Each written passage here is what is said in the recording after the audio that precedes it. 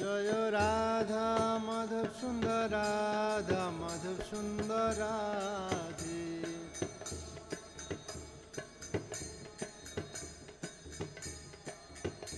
জয় পঞ্চতত্ত্ব পঞ্চতত্ত্ব পঞ্চতত্ত্ব জয় পঞ্চতত্ত্ব জয় পঞ্চতত্ত্ব।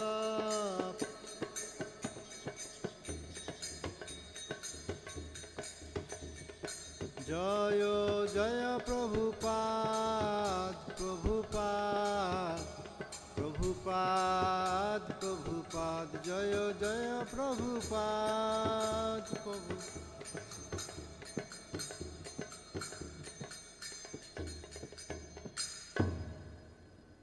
জয় জগৎগুরু শিল প্রভুপাদ কি, শ্রীমদ্ ভাগবতম কি, সমবেত ভক্তবৃন্দ কি, গৌর প্রেমানন্দে হরি হরি বল। ওম অজ্ঞানতিমিরান্ধস্য জ্ঞানাঞ্জন শলাকয়াম চক্ষুরুন্মীলিतं येन তস্मै শ্রীগুরবে নমঃ।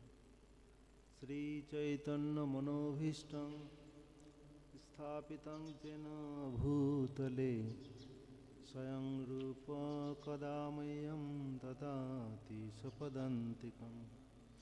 বন্দেऽহং শ্রীগুরৌ শ্রীযুতপদকমलं শ্রীগুরুन् বৈষ্ণবাंश्च।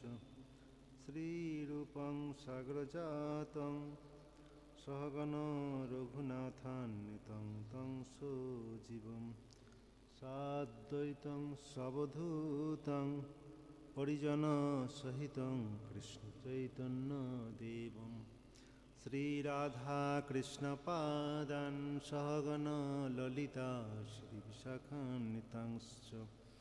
নমো বিষ্ণুপাদায় কৃষ্ণপ্রেষ্ঠায় ভূতলে শ্রীমতে জয়পতাকা স্বামিনিতি নামিনে। নমো আচার্যপাদায় নিতাই কৃপাপ্রদায়িনে গৌরকথাধামদায় নগর গ্রামতারিণে। নমো বিষ্ণুপাদায় কৃষ্ণপ্রেষ্ঠায় ভূতলে শ্রীমতে ভক্তিবেদান্ত স্বামিনিতি নামিনে। নমস্তে সারস্বতে দেবে গৌরবাণী প্রচারিণে নির্বিশেষশূন্যবাদী পাশ্চাত্য দেশতারিণে। বাঞ্ছাকল্পতরুভশ্চ কৃপা সিন্ধুভ্য এব চ পতিতানাং পাবনেভ্যো বৈষ্ণবেভ্যো নমো নমঃ। জয় শ্রীকৃষ্ণ চৈতন্য প্রভু নিত্যানন্দ শ্রী অদ্বৈত গদাধর শ্রীবাসাদি ভক্তবৃন্দ। হরে কৃষ্ণ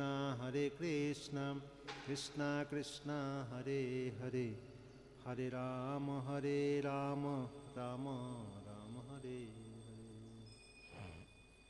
ওম নমো ভগবতে বাসুদেবায়। ওম নমো ভগবতে বাসুদেবায়। ওম নমো ভগবতে বাসুদেবায়। নারায়ণ নমস্কৃত্যং নরং চৈব নরোত্তমং দেবীং সরস্বতীং ব্যাসং ততো জয়মুদীরয়েৎ। নষ্টপ্রায়েষু অভদ্রেষু নিত্যং ভাগবত সেবয়া ভগবতী উত্তম শ্লোকে ভক্তির্ভবতি নৈষ্ঠিকী। হরে কৃষ্ণ। তো আজ আমরা শ্রীমদ্ ভাগবতের প্রথম স্কন্ধের 18 নম্বর অধ্যায়ের 20 নম্বর 20 নম্বর শ্লোক আমরা পাঠ করে শ্রবণ করব।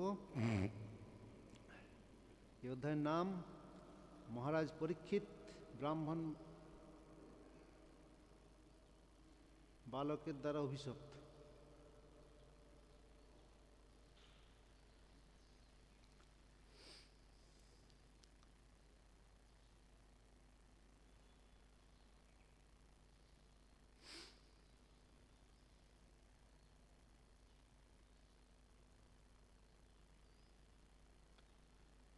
এতো বতালম ননু সূচিতেন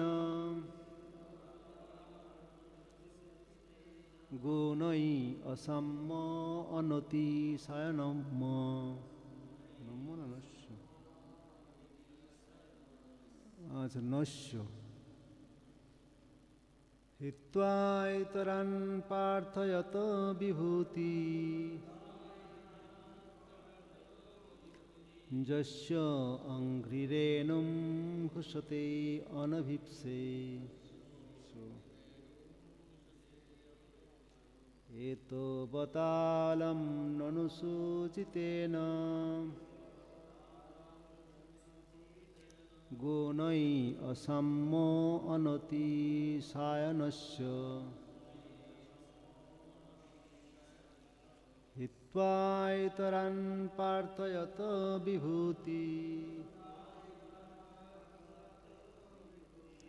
यस्य अंघ्रिरेणुं घुषते अनभिप्सो एतो बतालं ननुसूचितेन गुणै असम्मो अनतिशायनस्य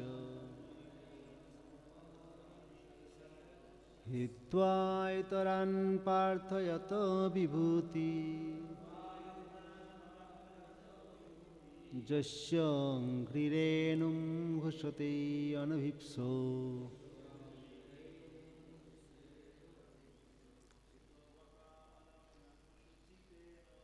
तो बतालं ननुसूचितेन गुणै सम्मोनति हित्वा इतरान् पार्थयत विभूति यस्य अंघ्रिरेणुं घुषते अनभिप्सो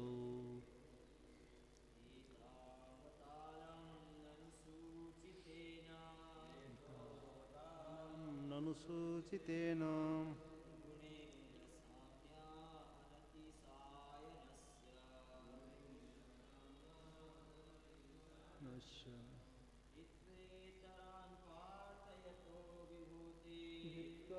इतरान् पार्थयत विभूति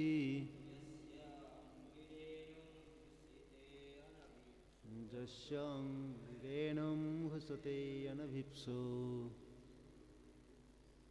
शब्दार्थ एतबता মানে পর্যন্ত অলম অনাবশ্যক ননু স্বল্প মাত্রায় হলেও সূচিতেন বর্ণনার দ্বারা গুণই গুণের দ্বারা অসাম্য অতুলনীয় অনতিশায়নস্য যার সমকক্ষ কেউ নেই হিত্বা পরিত্যাগ করে ইতরান অন্যদের পার্থয়ত প্রার্থনা করে বিভূতি লক্ষ্মী দেবীর কৃপা যস্য যার অঙ্ঘ্রি চরণ রেণুম মানে ধুলি ঘুষতেই মানে সেবা করে অনভিপ্স অনুবাদ এখানে প্রতিপন্ন হলো যে পরমেশ্বর ভগবান অনন্ত এবং কেউই তার সমতুল্য নন, তাই কেউই যথেষ্টভাবে তার সম্বন্ধে বলতে পারেন না। মহান দেবতারা অনেক প্রার্থনা করেও যে লক্ষ্মী দেবীর কৃপা লাভ করতে পারেন না, সেই লক্ষ্মী দেবী ভগবানের শ্রী পাদপদ্মের সেবা করেন, যদিও ভগবান এই প্রকার সেবার আকাঙ্ক্ষী নন। তাৎপর্য শ্রুতি থেকে জানা যায় যে ভগবান বা পরব্রহ্মের করণীয় কিছু নেই, কেউই তার সমকক্ষ নন এবং কেউই তার থেকে বড় নন। তার শক্তি অনন্ত এবং তার প্রতিটি কর্ম তার স্বাভাবিক পূর্ণতায় সম্পাদিত হয়। তাই পরমেশ্বর ভগবান স্বয়ং সম্পূর্ণ এবং তাই তাকে অন্য করেও অন্য কারো কাছ থেকে কিছু গ্রহণ করতে হয় না, এমনকি ব্রহ্মার মতো মহান দেবতার থেকেও নয়। সকলেই লক্ষ্মী দেবীর কৃপা লাভ করতে চান এবং তাদের বহু প্রার্থনা সত্ত্বেও তিনি তাদের কৃপা করেন না, আর সেই লক্ষ্মী দেবী পরমেশ্বর ভগবানের সেবা করেন, যদিও তার কাছ থেকে ভগবানের গ্রহণীয় কিছুই নেই। গর্ভদক্ষায় বিষ্ণুরূপে পরমেশ্বর ভগবান তার নাভি পদ্ম থেকে এই জড়জগতের প্রথম সৃষ্ট জীব ব্রহ্মাকে সৃষ্টি করেন। তিনি তার নিত্য সেবায় যুক্ত লক্ষ্মীদেবীর গর্ভ থেকে তাকে উৎপন্ন করেননি। এইগুলি তার পূর্ণ স্বাতন্ত্র্য এবং পূর্ণতার কয়েকটি উদাহরণ। তার কিছু করণীয় নেই বলতে এই বোঝায় না যে তিনি নির্বিশেষ। তিনি এই প্রকার অচিন্ত শক্তিতে পূর্ণ যে তার ইচ্ছার প্রভাবেই কেবল সব কিছু সম্পাদ্য হয়। তাই তাকে বলা হয় যোগেশ্বর বা সমস্ত যৌগিক শক্তির ঈশ্বর। যেখানে ভগবানের মহিমা কীর্তিত হচ্ছে। ভগবান অনেকগুলো ভগবানের গুণ বর্ণনা করা হয়েছে। ভগবান হলেন অনন্ত, তার কোনো শেষ নেই, তার গুণের শেষ নেই, মহিমার শেষ নেই, তার রূপের শেষ নেই, ঐশ্বর্যের শেষ নেই। তিনি অনন্ত এবং কেউই তার সমতুল্য নন। সেজন্য ভগবানের আরেক নাম অসম ঊর্ধ্ব। তার সমান কেউ হতে পারে না বা তার থেকে বড় কেউ হতে পারে না। তো কেউই যথেষ্টভাবে তার সম্বন্ধে বলতে পারে না, যেহেতু তিনি হচ্ছেন সকলের ঊর্ধ্বে, তার সমান কেউ নয়। তাই তাকে জানতেও কেউ ভালোভাবে পারে না, সম্পূর্ণভাবে ভগবানকে জানতেও কেউ সমর্থ নয়। যেহেতু জানতে সমর্থ নয়, তাই বলতেও সমর্থ নয়। ভগবান সম্বন্ধে যথাযথভাবে বলতে কেউ পারেন না। মহান দেবতারা অনেক প্রার্থনা করেও লক্ষ্মী দেবীর কৃপা প্রাপ্ত হন না। আর সেই লক্ষ্মী দেবী মানে সারা জগৎ লক্ষ্মী দেবীর কাছে প্রার্থনা করেন ধন সম্পদ পাওয়ার জন্য, কারণ ধন পেলেই তার ইচ্ছা পূর্তি হবে। কিন্তু এখানে বলা হয়েছে লক্ষ্মী দেবী আবার ভগবান শ্রীকৃষ্ণ বা শ্রী বিষ্ণুর সেবায় যুক্ত রয়েছে। যদিও ভগবানের এই প্রকার সেবা আকাঙ্ক্ষী নন, ভগবান কিন্তু ভগবানের কোনো সেবার প্রয়োজন হয় না। এই যে আমরা ভগবানকে এত সুন্দর করে ভোগ লাগাই, 7 বার 8 বার করে ভোগ লাগানো হচ্ছে মন্দিরে। আমাদের কিচেনে তো সবসময় রান্না চলছে, সকাল থেকে একদম ভোর থেকে রাত পর্যন্ত রান্না চলছে ভগবানের জন্য। 7-8 বার ভগবানকে ভোগ লাগানো হচ্ছে। তো বলা হয়েছে ভগবানের, এটা ভগবানের দরকার নেই, যে এই নয় যে ভগবান খাওয়ার জন্য বসে আছেন, কখন আসবে প্রসাদ ভোগটা গ্রহণ করুন। ভগবানের খাবার অভাব নেই। ভগবানের জন্য তো ভগবত ধামে রাধারানী কত কী রান্না করছেন, প্রতিদিন নতুন নতুন আইটেম। তো আর ভগবানের এগুলো প্রয়োজনও নেই, কারণ ভগবান হচ্ছেন আত্মারাম। ভগবান এবং ভগবানের মহান ভক্ত যারা, তারা হচ্ছে আত্মারাম। তাদের আনন্দ বিধানের জন্য দ্বিতীয় কোনো কিছুর প্রয়োজন হয় না। তো খাবারেরও প্রয়োজন হয় না, কোনো ব্যক্তিরও প্রয়োজন হয় না, কোনো গল্প গুজবেরও প্রয়োজন হয় না, কোনো কিছুরই প্রয়োজন হয় না। তারা এমনিতেই আত্মাতে আনন্দ লাভ করেন। তো ভগবানও আত্মারাম, তার আনন্দ বিধানের জন্য কোনো কিছুর, দ্বিতীয় কোনো কিছুর প্রয়োজন হয় না। তথাপিও তিনি তার ভক্তদের যে দেওয়া, প্রীতি সহকারে দেওয়া যে কোনো বস্তু, ভোগ্য সামগ্রী সব কিছু গ্রহণ করেন। সেটা ভক্তের কল্যাণার্থে, যারা প্রদান করে তাদের কল্যাণার্থে, তাদের কল্যাণ যেন হবে সেই জন্য। তো এখানে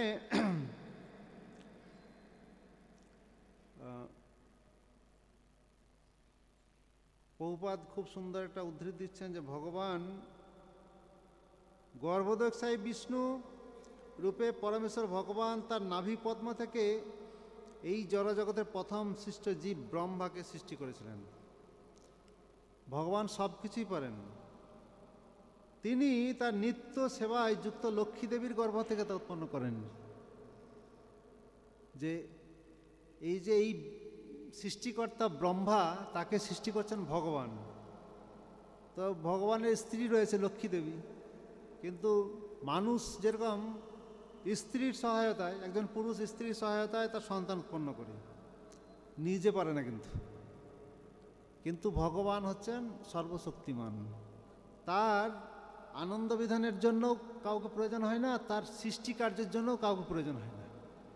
তো এখানে প্রভুপাদ উদ্ধৃতি দিয়েছেন যে গর্ভোদকশায়ী বিষ্ণু তিনি তার নাভি পদ্ম থেকে ব্রহ্মাকে সৃষ্টি করেছেন।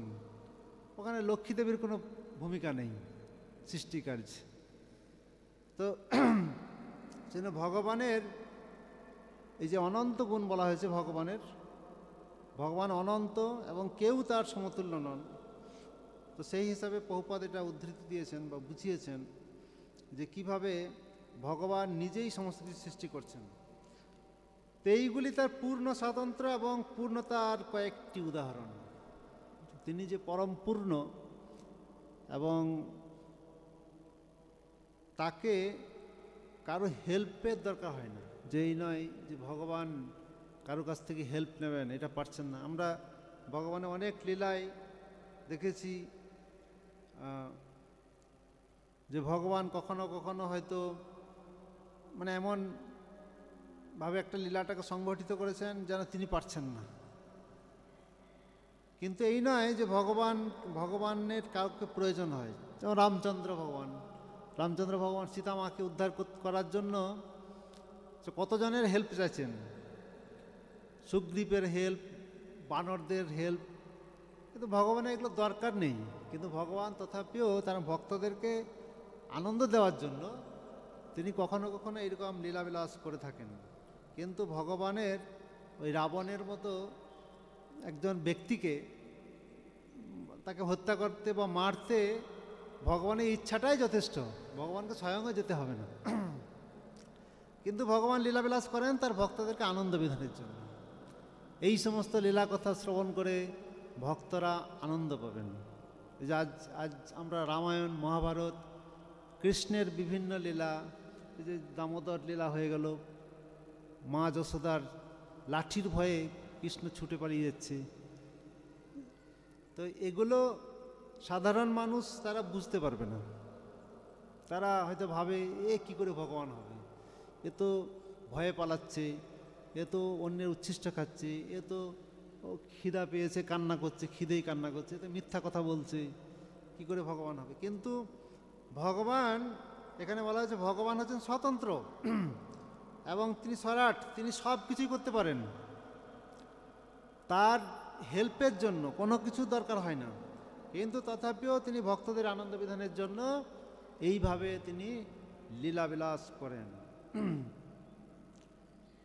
তার কিছু করণীয় নেই বলতে এই বোঝায় না যে তিনি হচ্ছেন নির্বিশেষ। আবার প্রভুপাদ শেষেই আবার ইয়ে করে দিচ্ছেন, ডাউটটাকে নিঃসরণ করছেন। যে অনেকে ভাবতে পারেন তাহলে ভগবানের কিছু করণীয় নেই, তাহলে ভগবান মনে হয় একদম নিরাকার, ভগবানের কোনো আকারটা, ভগবানের খাওয়ার দরকার নেই, তার মানে ভগবানের শরীর নেই। তো সেজন্য প্রভুপাদ বলছেন এটা আবার ভাবা উচিত নয় যে ভগবানের কোনো কিছু আনন্দ বিধানের জন্য দ্বিতীয় কোনো কিছুর প্রয়োজন নেই, মানে এই নয় যে ভগবান নিরাকার। তিনি এই প্রকার অচিন্ত শক্তিতে পূর্ণ যে তার ইচ্ছার প্রভাবেই কেবল সব কিছু সম্পাদিত হয়। তিনি ইচ্ছা করলেই সমস্ত কিছু সম্পাদিত হয়ে যাবে। তাই তাকে বলা হয় যোগেশ্বর বা সমস্ত যৌগিক শক্তির ঈশ্বর। তো এই যে অনেক ভেলকিবাজি যোগী আমরা দেখতে পাই, যারা হয়তো নিমেষের মধ্যেই অনেক কিছু করে দিতে পারে, হয়তো ছোট হয়ে যেতে পারে, কেউ বিশাল দৈত্য আকার ধারণ করতে পারে, কেউ পর্বতের মতো হয়ে যেতে পারে, কেউ আকাশে উঠতে পারে, কেউ জলে হাঁটতে পারে। অনেক রকম যৌগিক যোগ পদ্ধতি অনুশীলন করে এগুলো পারা সম্ভব। তো ভগবান হচ্ছেন যৌগিক শক্তির ঈশ্বর। ভগবান এই সমস্ত শক্তিগুলোকে তিনি সাপ্লাই দিচ্ছেন, সব শক্তি ভগবানের কাছ থেকে আসছে। ভগবান সমস্ত যৌগিক শক্তির উৎস, তিনি সব কিছু সাপ্লাই দিচ্ছেন এবং তিনি এগুলোকে নিয়ন্ত্রণ করছেন, ঈশ্বর। তো এইভাবে সুত গোস্বামী ভগবানের গুণমহিমা বর্ণনা করছেন। ও বলুন। হ্যাঁ,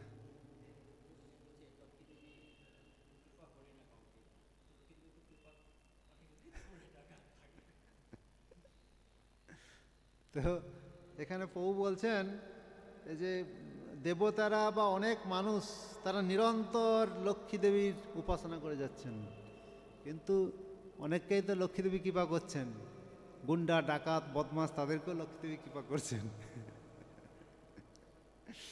তো এই জগতের এই যেমন একটা বাচ্চা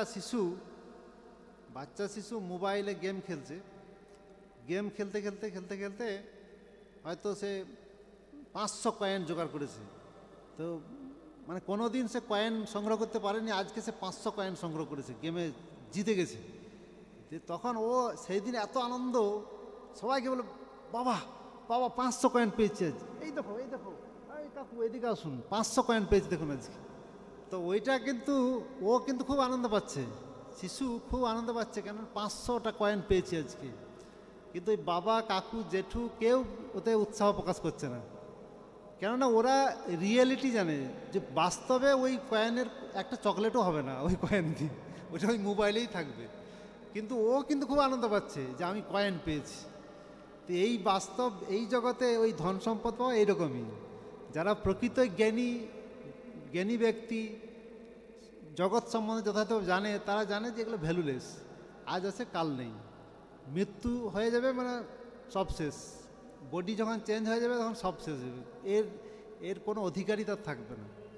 তো এইগুলো হচ্ছে ভ্যালুলেস। কয়েকটা এই যেমন মোবাইলের কয়েন, কয়েকটা কিছু সময়ের জন্য সে ওগুলোকে একটু নাড়াচাড়া করতে পারবে, কোনো কাজ হবে না কিন্তু। তো সেই রকম এই জগতের যে আমরা যেটা দেখছি বা আপাত ধনী ব্যক্তি, তো ও তো কতক্ষণের ধনী, ও 10 বছর 20 বছর 30 বছর, তারপর বডি শেষ, ও শেষ, ধন শেষ। তো এইগুলোকে প্রকৃতপক্ষে লক্ষ্মীর কৃপা বলা যায়। লক্ষ্মীর প্রকৃত কৃপা হচ্ছে কৃষ্ণ ভক্তি যদি প্রদান করেন লক্ষ্মী দেবী, সেটা হচ্ছে লক্ষ্মীর আসল কৃপা। তা আমরা যে ধন সম্পদ যেটা চাই সেটা তো অনিত্য জিনিস, সেটা আমাদের দেহের সাথে সাথে তার সাথে সম্পর্কও শেষ হয়ে যায়। তো সেটা প্রকৃত ধন নয়। প্রকৃত যেমন চৈতন্য মহাপ্রভু শ্রীধরকে বলছেন, শ্রীধর আজ আমি সবাইকে বলে দেবো তুমি হচ্ছে জগতের সব থেকে বড় ধনী ব্যক্তি। শ্রীধরের ঘর ফুটো, ভগবানকে ফুটো গ্লাসে জল খেতে দিয়েছে, আর সেই জল খেতে খেতে ভগবান বলছেন যে আমি সবাইকে ঘোষণা করে দেবো তুমি হচ্ছে সবচেয়ে ধনী ব্যক্তি। তো ধনটা কি না, ধনটা হচ্ছে কৃষ্ণ ভক্তি, সে হচ্ছে ভগবানের মহান ভক্ত, এটা হচ্ছে ধন। তো প্রকৃত ধন লক্ষ্মী দেবীও এই ধন যদি দেন তাহলে হচ্ছে ধনী। আর এই মোবাইলের গেম খেলার কয়েন নিয়ে কোনো লাভ নেই, কোথাও অনিত্য, শেষ হয়ে যাবে। জয় জগৎগুরু শিল প্রভুপাদ কি, শ্রীমদ্ ভাগবতম কি, সমবেত ভক্তবৃন্দ কি।